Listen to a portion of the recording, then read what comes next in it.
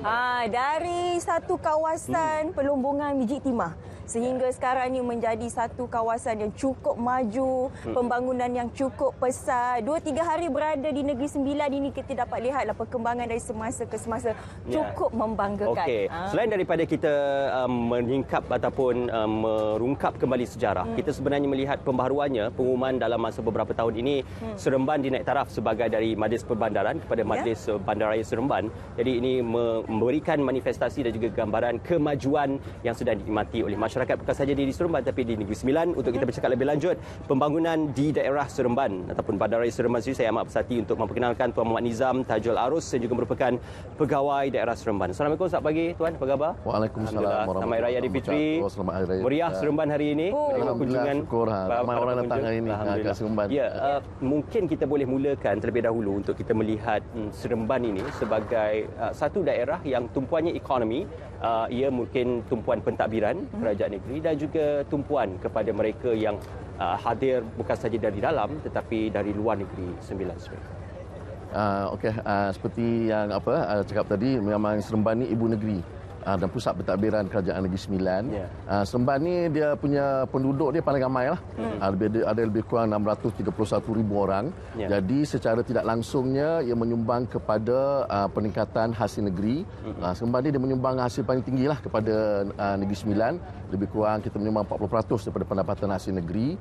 Kemudian Seremban ni pula secara kebetulannya dia memang berdekatan dengan pusat pentadbiran kerajaan Persekutuan, Putrajaya, Kuala Lumpur, Bangi dan juga Selangor.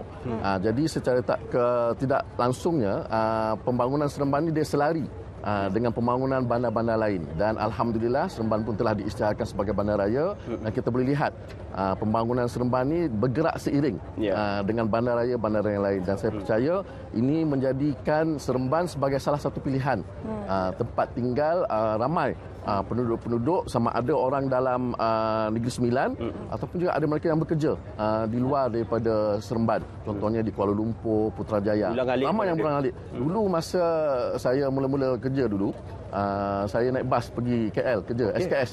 Pagi-pagi tu dah ramai lah yang beratur nak pergi bekerja di KL. Terminal 1 lah. Ya, Terminal 1. Sekarang ni kita dah ada komuter juga. Masa yang berulang ke Putrajaya pun ramai.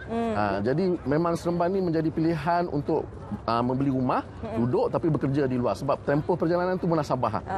Menyentuh mengenai menjadi pilihan, Negeri Sembilan juga pernah menjadi antara negeri bahagia di Malaysia. Apatah lagi di Seremban mencatatkan skor yang agak tinggi sebenarnya, 80% dan ke atas. Jadi kenapa sebenarnya Seremban ini perlu dijadikan destinasi untuk dihuni, dan bagaimana sebenarnya perancangan daripada Perbandaran sendiri untuk menjadikan Seremban ini lebih berdaya huni, berdaya saing dan juga lebih selamat?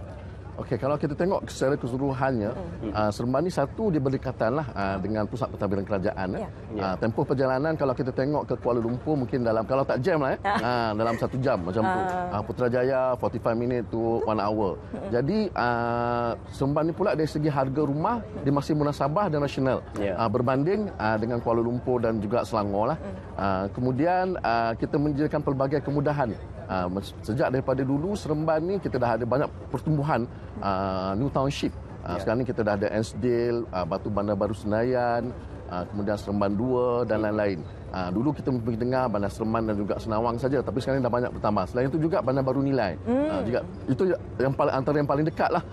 Kemudian kita dah wujudkan exit yang banyak untuk Seremban. Kalau Seremban ni kalau tengok kita masuk dah ada Ansdale. Kemudian kita ada Seremban. Kemudian ada Port Dickson kemudian ada Senawang. Jadi banyak pilihan.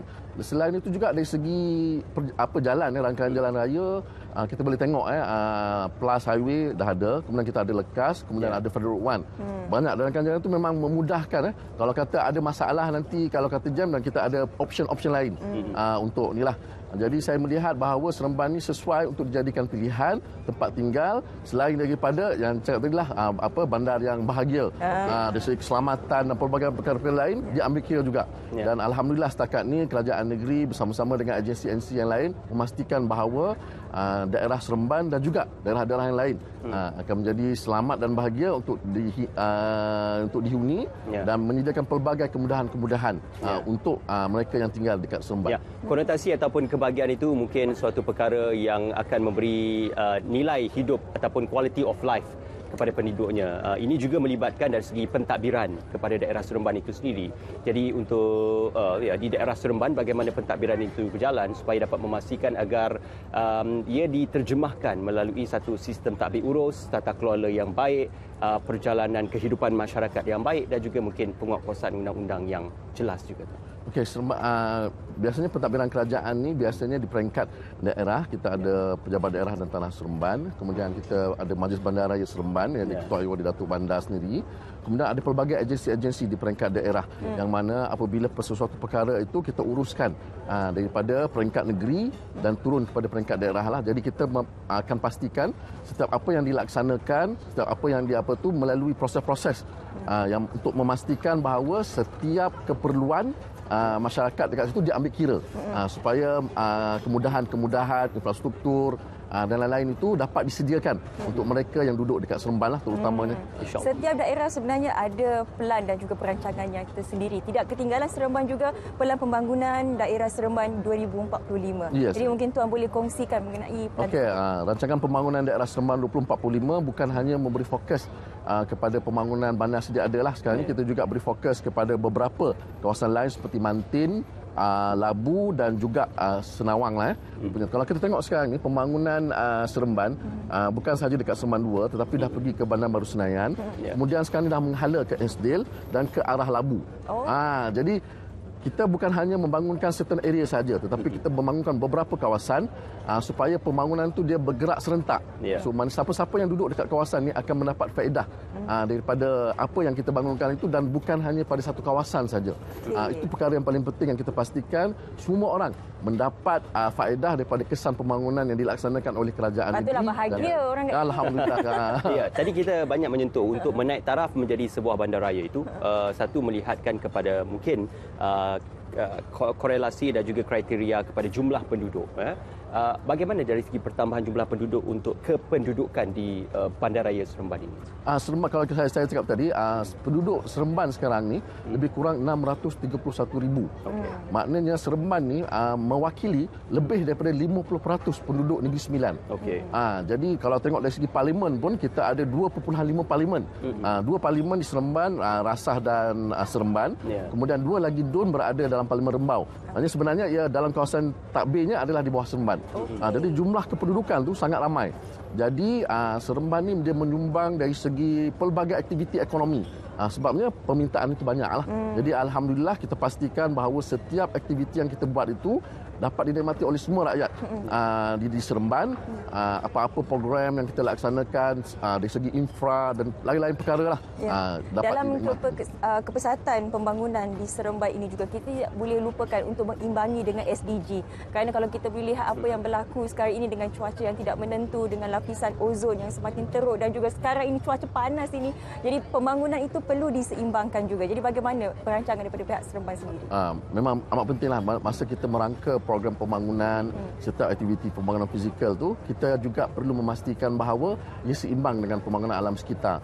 Kita kena pastikan sekarang ni dia kena setiap perancangan pembangunan akan masuk kepada SPC lah, State Planning Committee, dan setiap aspek ni akan dinilai. Selain itu jugalah saya sukalah untuk mendengar, selain daripada kita memberi fokus kepada pembangunan fizikal, tapi juga kita menekankan kepada pembangunan sosial.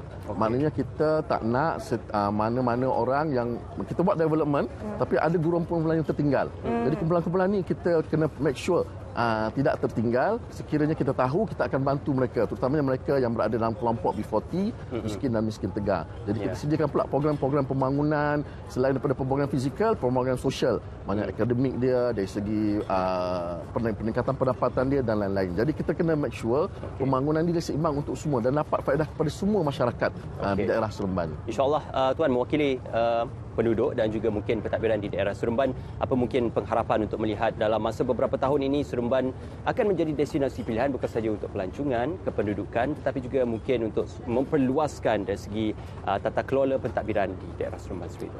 Okey, alhamdulillah Seremban saya lihat mampu bergerak seiring dengan bandaraya-bandaraya lain di negeri lain, terutamanya yang berhampiran jiran dengan kita, dan kita kerajaan negeri bersama dengan agensi-agensi kerajaan dan kepimpinan memang telah merangka pelbagai program program dan inisiatif untuk memastikan Seremban mampu berada sama tinggi dengan bandaraya-bandaraya dan bandar-bandar lain yang berdekatan ataupun di seluruh Malaysia lah. Jadi saya percaya insya-Allah dalam tempoh terdekat ni kita akan laksanakan pelbagai program dan inisiatif untuk memastikan Seremban terus kekal maju dan berdaya saing. InsyaAllah. Jadi kepada mereka yang bekerja di ibu kota Kuala Lumpur khususnya tapi tak nak ada kesesakan lalu lintas, rumah pun padat dan dekat sana, Seremban merupakan destinasi pilihan seterusnya. Terima kasih banyak-banyak kepada Tuan Muhammad Nizam Tajul Arus, Pegawai Daerah Seremban kerana sudah bersama dengan kami. Terima kasih banyak. Terima kasih juga menyebut saya. Ya, untuk kita berkongsikan apakah mungkin antara tarikan yang berada di sini, Little India, yang mana di sepanjang jalan ataupun kita melihat ini sebagai satu tarikan di Seremban juga sebenarnya. Jadi apa mungkin keunikan dan juga tawaran yang boleh diperolehi di Little India. Jom sama-sama kita saksikan.